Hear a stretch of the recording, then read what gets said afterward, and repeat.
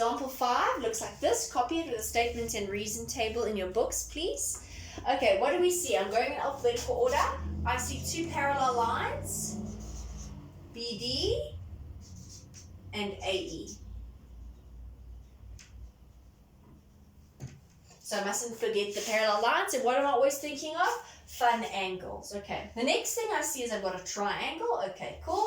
And I've got the same variable in 2 different places. How can I relate that variable to each other?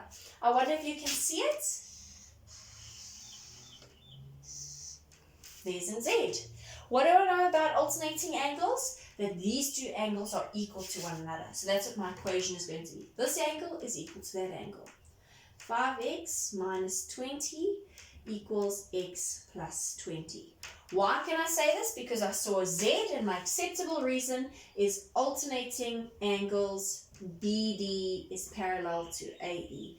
I cannot forget my parallel lines.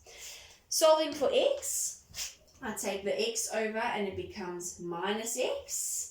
And I take the negative 20 over and it becomes plus 20. So what do I have? 5x minus x is 4x equals 20 plus 20 is 40.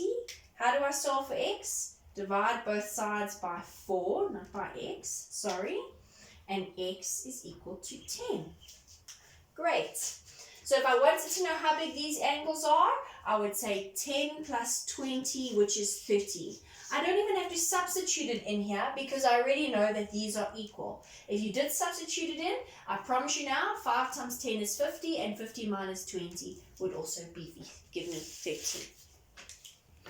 Right, how do I solve for y? Again, I've got the same variable in different places. So how do I relate it to one another? What can you see between the y's? I can see a great big F. And I know when I see corresponding angles that they're equal to one another. So this angle equals that angle, and that's the equation I'm going to write. 4y minus 25 equals y plus 20.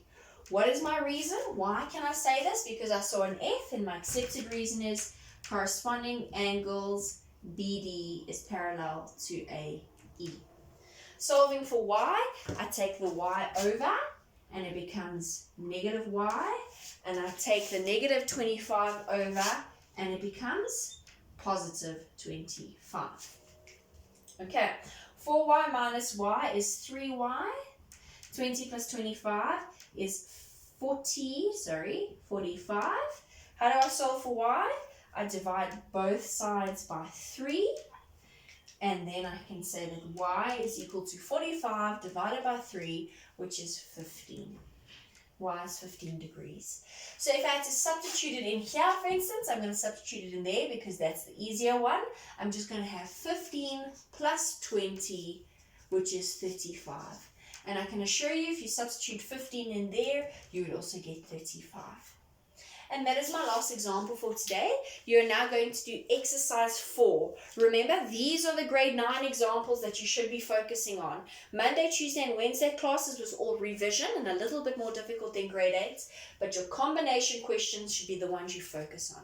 Okay, grade 9, see you tomorrow for Friday's lesson.